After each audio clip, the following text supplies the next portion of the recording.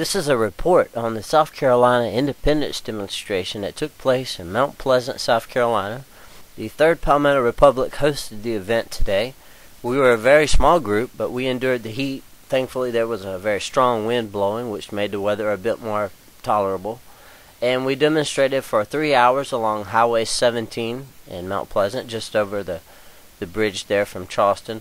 Hundreds of people saw our banner and flags, and nearly everyone who responded did so favorably. And countless people blew their horns or gave us thumbs up in support as they passed by. Only 2 or 3 drivers reacted negatively to our message. We were interviewed by Channel 4, the TV station there out of Charleston, and they filmed us and talked with us for a while and ultimately covered the event on their news channel this evening. One young man from Central Florida who happened to be in the area came over and said he had been watching SLM News videos for a while.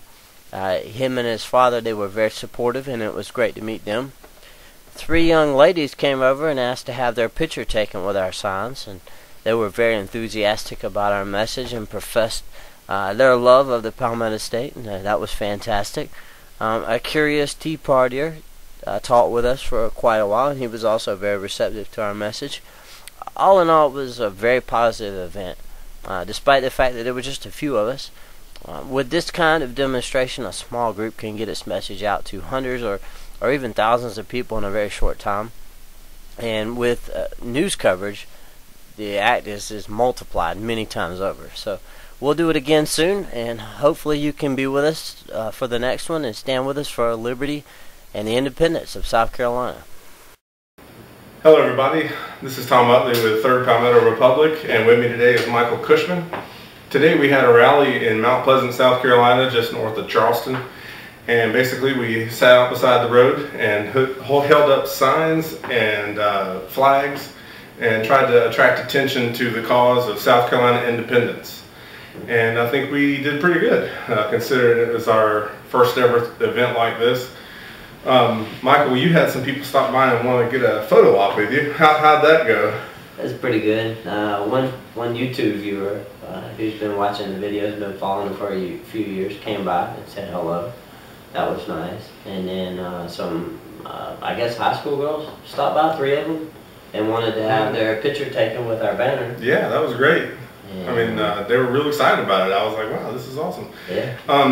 The guy that you knew as well. That's right. We had a guy come by from the Charleston Tea Party who was interested in what we were talking about, and he wanted to talk to us, and he stayed there for a good while. And you know, that's what we're all about, is just talking to people and getting the word around, and getting people to think about this idea, because we think it's the best idea. We think it's the right way to go.